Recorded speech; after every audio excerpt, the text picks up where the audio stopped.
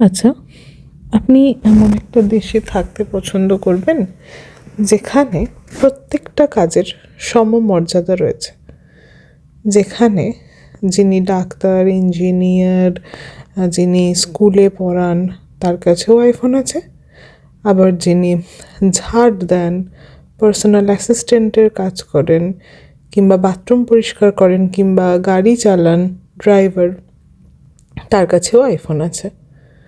কথাটা শুনতে খুব অদ্ভুত লাগছে এবং মনে হচ্ছে এটা আবার হতে পারে নাকি।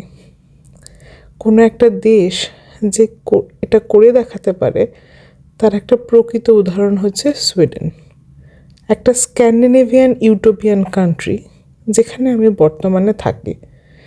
এখানে সত্যি যিনি ডাক্তার, ইঞ্জিনিয়ার তাদের কাছে তো আইফোন রয়েছেই, কিন্তু যিনি বাথরুম পরিষ্কার করেন কিংবা যিনি ঝাড় দেন তার হাতেও আইফোন আছে। একটুও মিথ্যে কথা নয়। কিভাবে জানতে হলে পরের ভিডিও দেখুন।